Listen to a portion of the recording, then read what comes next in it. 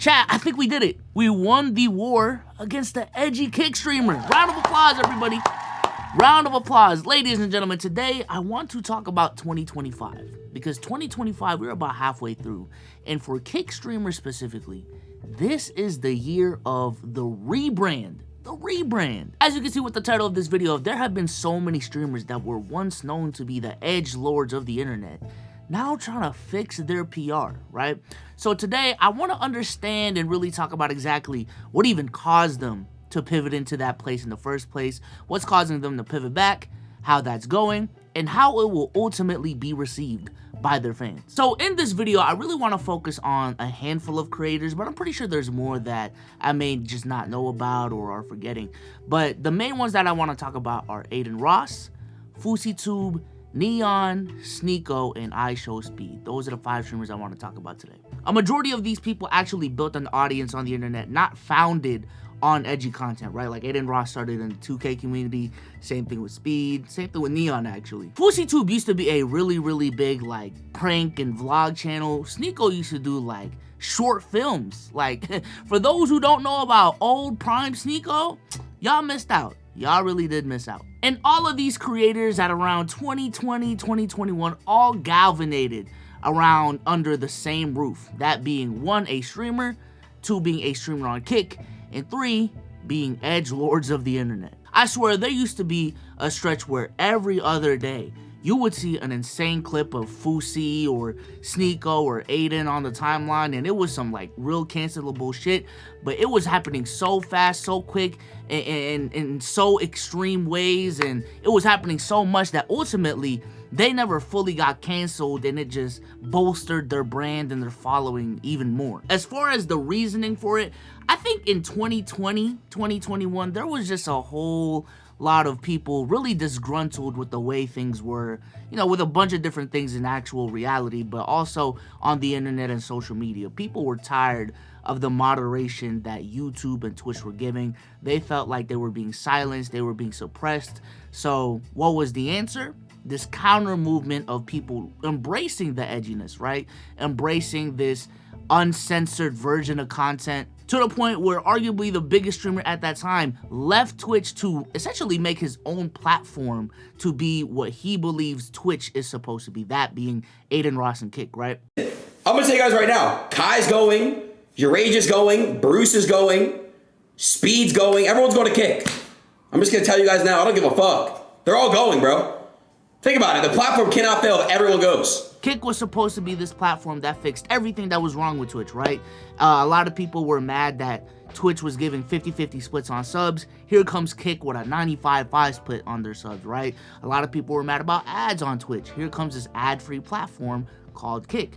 A lot of people were mad, and this was a really big selling point of Kick, of the over-moderation of Twitch and the fact that you can't really say what you really want on Twitch. So here comes Kick, that allows you to say whatever the fuck you want and not get canceled for it, not get banned, this, that, and the third. Couple that with the rise of red pill content, which falls under the same umbrella of going against the matrix and, you know, fighting the real deal censorship of social media. You know, creators like Kevin Samuels, you know, went viral during this time. Andrew Tate is definitely the biggest chess piece in all of this that really impacted things. Like, in hindsight, his impact on Adin Ross, not only as a content creator, but as a man, was honestly unacceptable, Adin. I don't know why you just became like a Andrew Tate stan like that in hindsight, but I also get why. I get it. And with the clips getting crazier by the day, with their streams getting bigger by the day, and also Kick enabling these streamers by handing them really big deals. I also want to throw Rumble in this mix. Really big deals.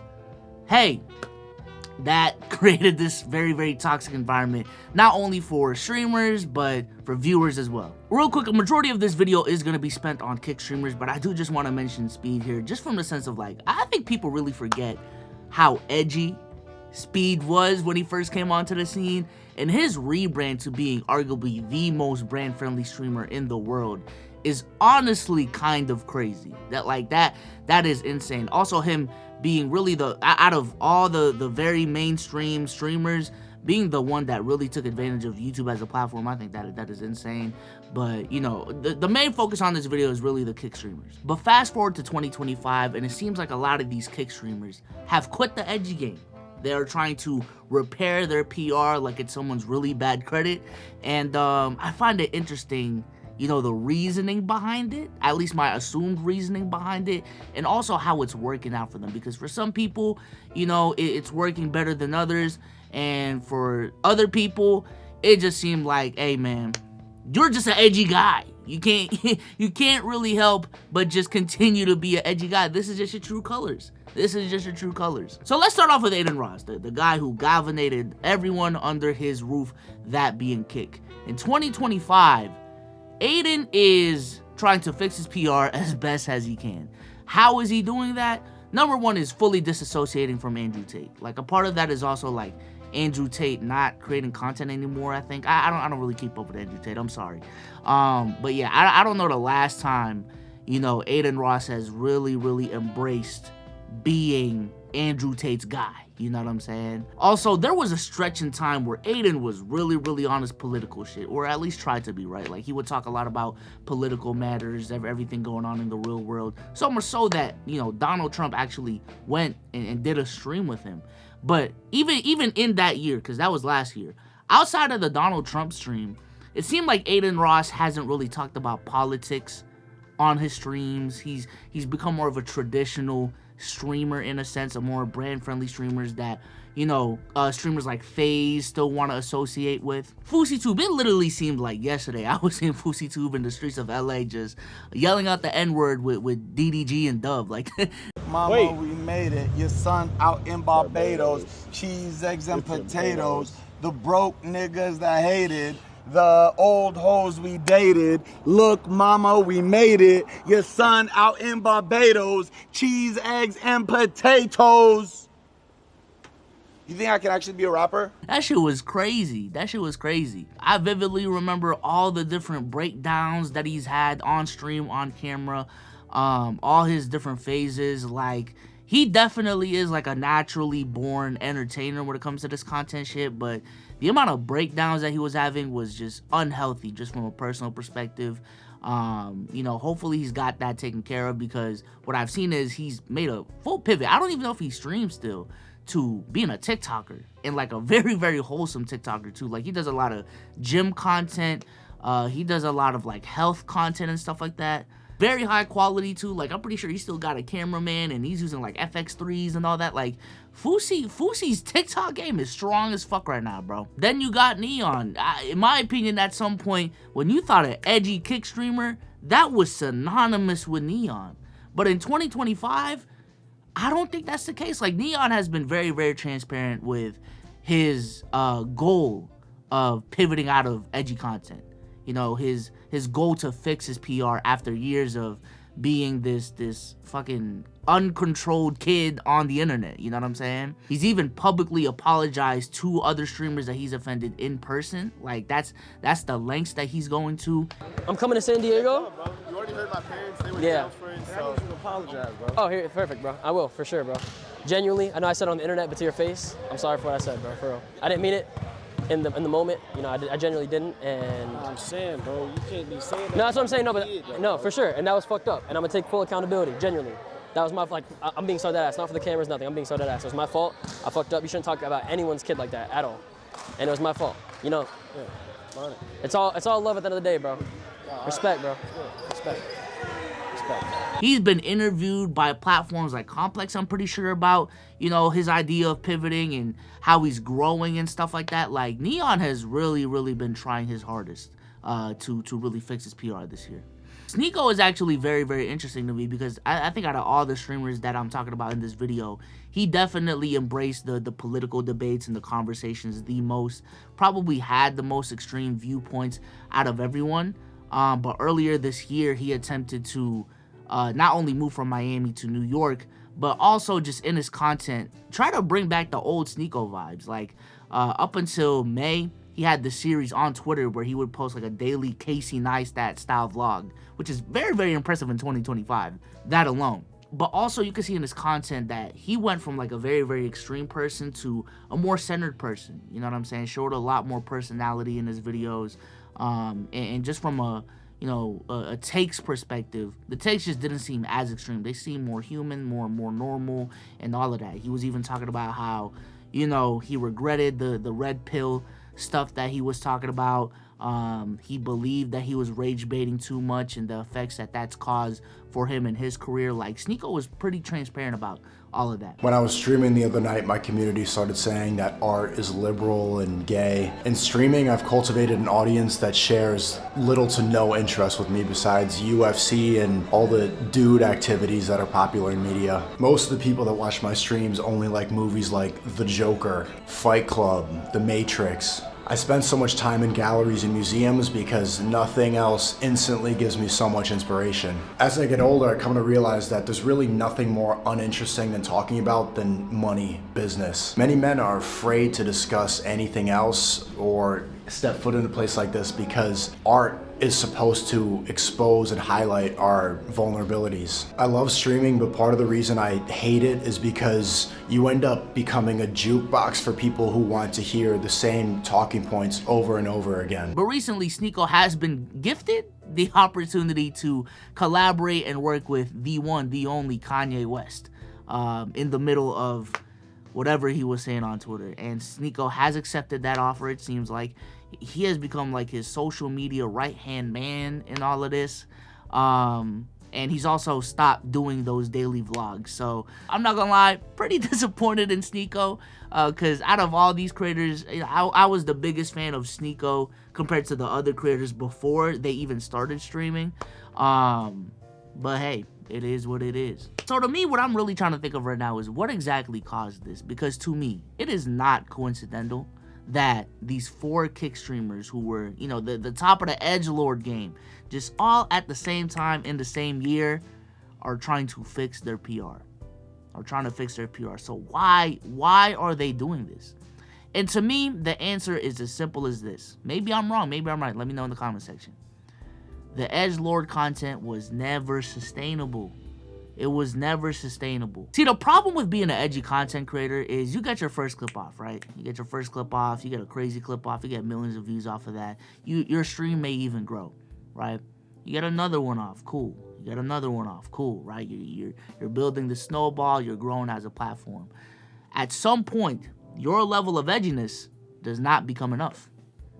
You know what I'm saying? It becomes, damn, you already did the shit. And let me get this straight, this is not just the case with just edgy content creators. This is just the case with content creation in general and one-up culture, you know what I'm saying? Like, Mr. Beast cannot do the same videos he did 5 years ago because the standard now is higher than what it was 5 years ago. And the same thing with streamers. You have developed this brand of being this public nuisance, this extreme person that will say anything and everything in front of the camera. Yeah, keep doing that. Keep doing that. And you are going to have to become more and more extreme to continuously not only entertain your existing audience, but to keep growing your audience. And at some point, you just really start becoming disgusted with the person that you've become. And also, you start burning, or at that point, you have already burned a lot of bridges that in hindsight, the content was not worth burning those bridges. You may have lost friendships along the way. Hell, if we just want to keep it business, you may have lost business relationships with other content creators along the way. You probably, most likely, have also lost brand relationships along the way. Nike ain't gonna partner with you anymore. You know what I'm saying? Adidas ain't going, DoorDash, all these, you know, companies with millions of dollars, the people who really got bread, they're not partnering with you anymore. So to me, that's the reasoning why these people are trying to fix their PR. My next question is this actually going to work? And I feel like, for the most part, I think the internet moves so fast, and ultimately a lot of people fake care on the internet. They actually don't care about a lot of things that go on the internet, that as long as you fix your PR with the right people, I think most people will just let it slide. For better or for worse, you know, that may be a crazy statement because, you know, these streamers that I'm talking about have done crazy shit in the past that, you know, there definitely is a sector of people that will just not forget about that. They won't forgive, they won't forget. But I think for a majority of people, they just don't care. You know what I'm saying? And I also say this, while I do think a lot of these streamers can come back and fix their PR, I do think their potential in the game has just been inherently cut off because of the things that they did. You know what I'm saying? Like, for example, Adin Ross. Don't get me wrong, he's still one of the 5 biggest American streamers in the world, right? However, him going to Kick and doing all that edgy content, I think there's an alternate world where Adin just never became as edgy as he was, and he is pulling speed numbers right now. You know what I'm saying? He's pulling Kai numbers right now, maybe even bigger, right? I think the same thing with Sneako, with Fousey, with all these people, right? Like, I think there's an alternate world where these people are naturally entertaining. These guys definitely know how to entertain people. They have shown it even before their streaming arc. So, you know, it was just a matter of just picking which lane they wanted to be as streamers. And, you know, I think there's a level of potential that they have just cut off because they were being edgy all these years. And ultimately, it hurt them long term. While they gained something from it short term, I think long term, it damaged them. It damaged them. Now, there is still a separate conversation about, yo, I still don't regret becoming an edgy content creator because it still got me to where I am right now. You know what I'm saying? The growth that happened during that time wouldn't have existed for these creators if they did not take this pivot, which is a valid argument. But then again, I can also make the very strong case that, yeah, you know, that growth that you experienced at that time specifically, yeah, you needed to be edgy to get that growth specifically. But as we're seeing right now, the people who thought just a little bit more long term, you know, instead of thinking about the next 1 or 2 years, thought about the next 3, 4, 5 years, they are reaping the benefits from it right now. You know what I'm saying? I'm talking about Kai and all the AMP. I'm talking about FaZe.